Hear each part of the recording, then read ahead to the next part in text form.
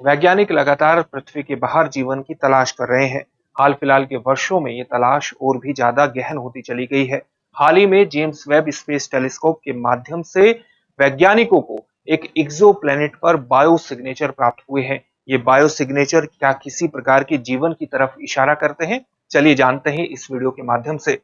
सबसे पहले हम जिस एक्सोप्लैनेट पर ये बायो सिग्नेचर प्राप्त हुए हैं उसके बारे में थोड़ा सा परिचय ले लेते हैं।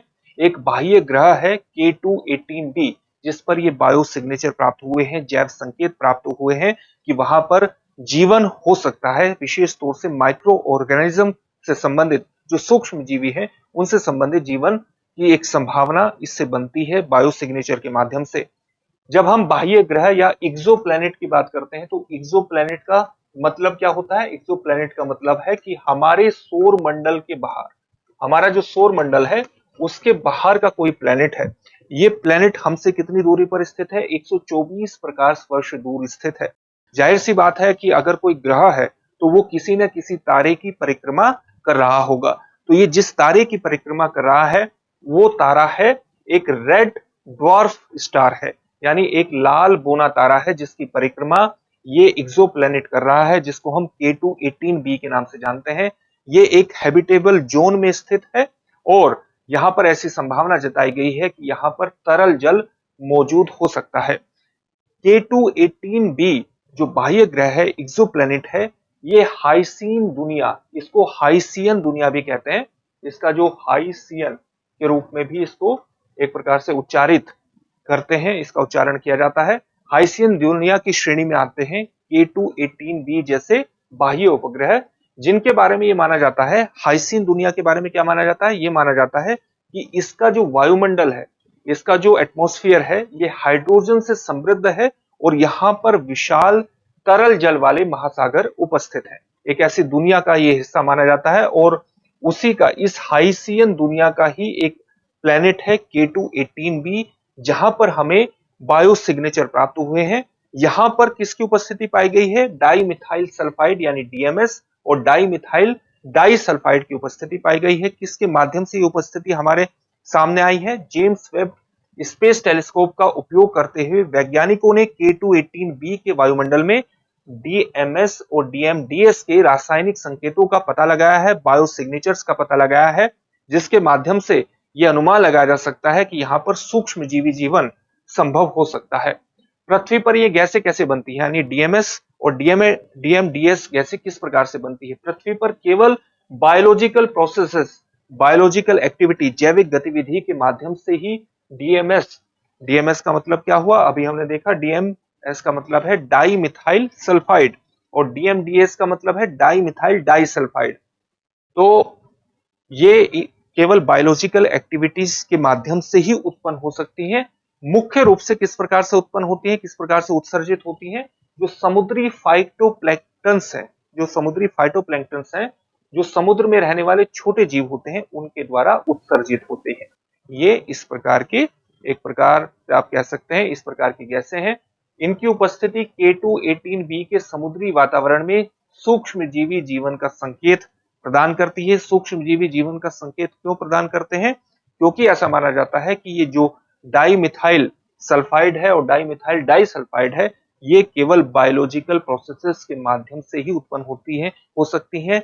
ऐसी कोई भी जानकारी हमारे पास नहीं है कि इनका जो उत्सर्जन है या जो इनका निर्माण है वो अजैविक गतिविधियों के माध्यम से, अजैविक प्रक्रियाओं के माध्यम से, अबायोटिक प्रक्रियाओं या निर्जीव प्रक्रियाओं के माध्यम से होता हो। वर्तमान समझ केवल ये कहती है कि इनका महत्वपूर्ण मात्रा में होना केवल ये बताता है कि वहां पर किसी न किसी प्रकार की जैविक गतिविधि की उपस्थिति हो सकती है, क्योंकि बिना जैविक गतिविधि के इनकी उपस्थिति को वर्तमान में नहीं समझाया जा सकता।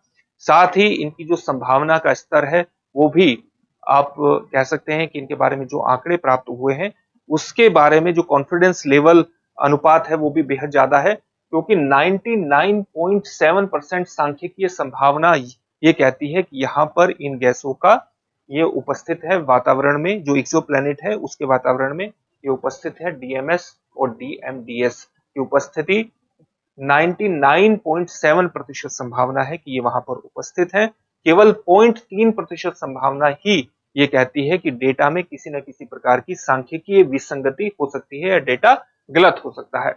अगर हम ग्रह K2-18b की बात करें तो इसकी कई महत्वपूर्ण विशेषताएं हैं। अगर हम इसके द्रव्यमान की बात करें तो इसका द्रव्यमान पृथ्वी से लगभग 8.6 गुना है। व्यास की बात करें, डायमीटर की बात करें तो पृथ्वी से लगभग 2.6 गुना बड़ा व्यास है।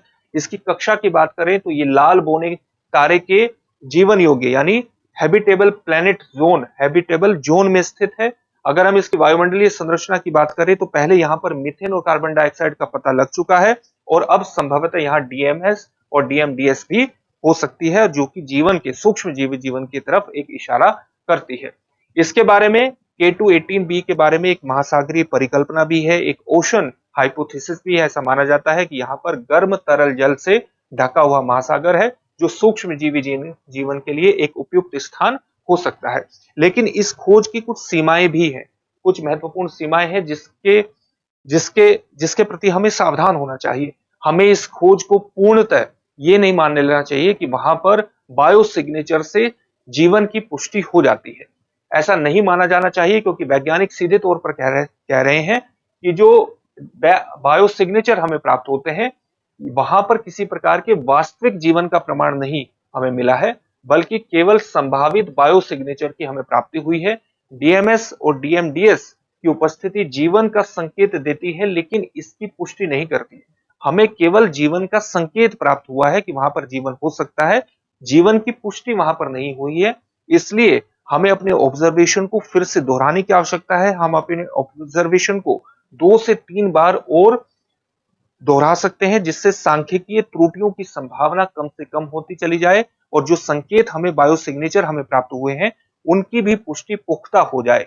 इसलिए वैज्ञानिक कहते हैं कि किसी भी इस तरह की खोज पर पूर्णतः विश्वास करने के लिए हमारे जो डेटा की कॉन्फिडेंस लेवल है वो 99.9999% होना चाहिए, न कि 99.7%। वहां पर त्रुटि की संभावना अभी भी बेहद ज्यादा है। इसलिए वैज्ञानिकों ने इसके प्रति चेताया है। विशेष तौर से साउथ वेस्ट रिसर्च इंस्टीट्यूट के क्रिस्टोफर लेन का कहना है कि ये समृद्ध और आकर्षक डेटा है। जो डेटा हमें प्राप्त हुआ है वो समृद्ध डेटा है, आकर्षक डेटा है, लेकिन इसका गहन और स्वतंत्र रूप से विश्लेषण करना आवश्यक है। इसी तरह से एक और वैज्ञानिक श्री मधुसूदन ने कहा है कि क्या गैर जैविक प्रक्रियाएं विभिन्न परिस्थितियों में इन गैसों का उत्पादन कर सकती हैं? क्या अबायोटिक प्रोसेसेस के माध्यम से इस तरह की गैसों का उत्पादन हो सकता है? डीएमएस डीएमडीएस का उत्पादन हो सकता है?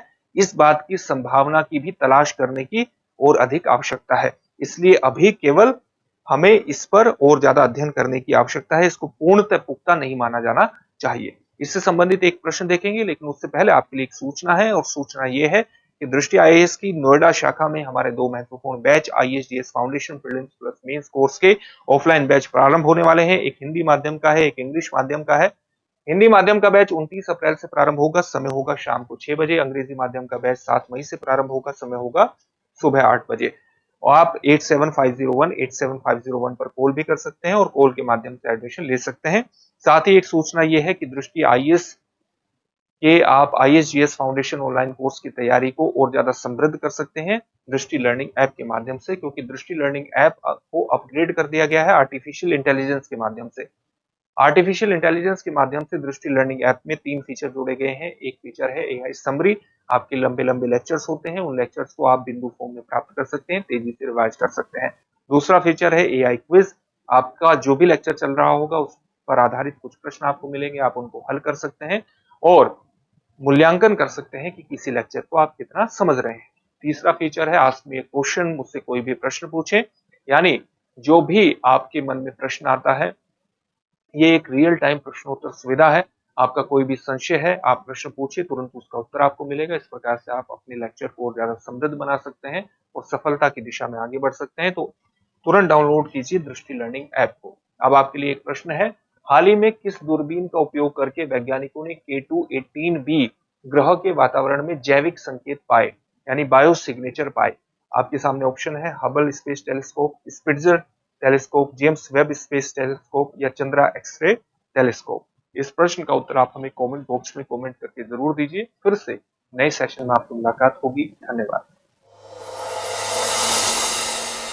डियर व्यूअर्स, अपने एग्जाम की तैयारी को और बेहतर करने के लिए हमारे चैनल को लाइक, शेयर और सब्सक्राइब करना न भूलें।